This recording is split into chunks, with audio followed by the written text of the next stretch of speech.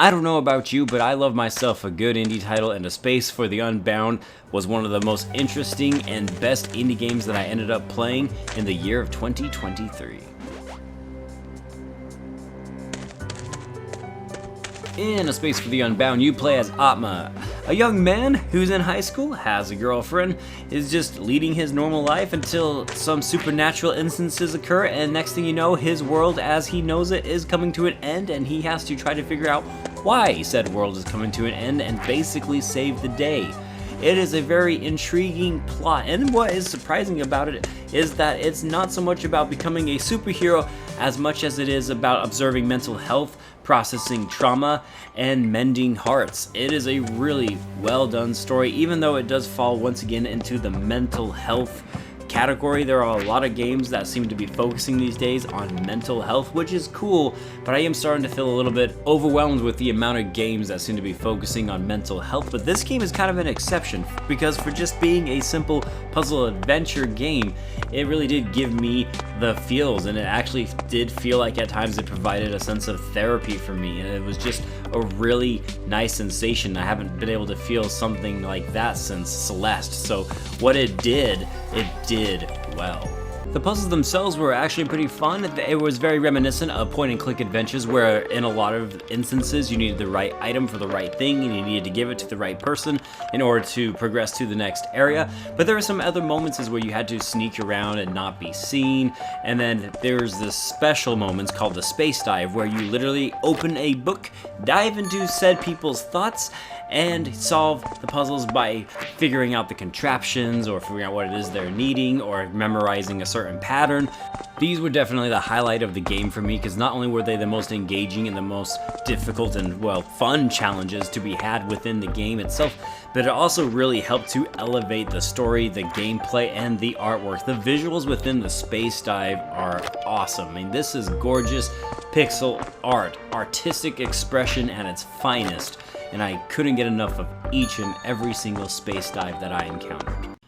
And that's the big takeaway from A Space for the Unbound. It is an artistic expression, from the little tiny details to the message about processing trauma to even the music within the game itself. All of it is constructed in a way in an attempt to help the player feel something and to come to an understanding of their own mental health. This is a well thought out game, and you can just tell from each and every chapter that you play through that the developers and creators of this game put their heart and soul into it, and it's one that even if it doesn't necessarily click for you, you will definitely be able to appreciate what was going on and what they were trying to do here. If there was one thing though that I really wish would have been implemented in this game, even though it's not, like I said, the biggest game and it's not a big area to explore, I still would have loved a fast travel system, so I wasn't always having to go around and backtrack. Because like I said, since it's reminiscent of point and click adventures, and it is definitely a puzzle narrative type of game, you will be going back and forth, and it's sometimes at moments easy to get lost. There's even a map here, and I just wish I could have just said, go to this map and select this spot and go there, versus having to always go from point A to point B and back to point A, then go to point C, then back to point A. The backtracking in this game can get a little tedious and take a lot of time, and I wish they would have found a way to sort of streamline that, and I think a fast travel option would have been the perfect solution for that issue. What's even better though is the fact that every single collectible within this game is actually tied directly to giving you more content in the story. For example, you have this thing called a bucket list, and in that bucket list it has your collectibles. For example, you can collect 20 soda bottle pop caps, and you can collect these pieces of wrapping paper. And when you grab all of these things, you will be actually given extra story moments that kind of make a bigger impact at the conclusion of this game.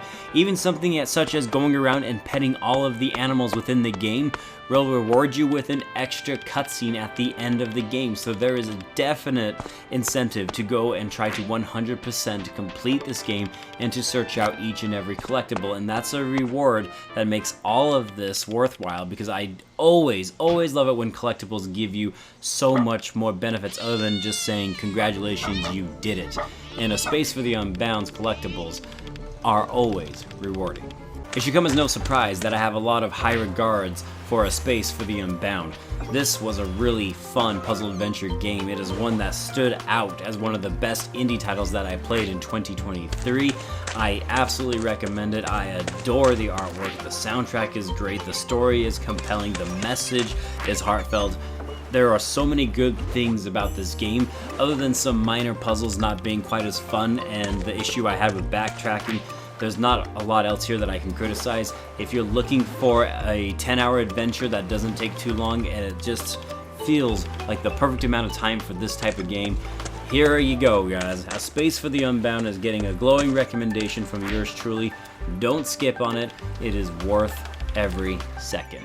This concludes my review, and I hope you found it most agreeable, and if you did, in fact, do so, then may I suggest subscribing and liking my channel? Always helps me try to get to that 1,000 subscribers after 7 years. It's been a long time. And I'll see you guys on the next one. I am Bradley Overrated, out like a trout. Praise be to Yevon, and stay fresh, my friends. Stay fresh.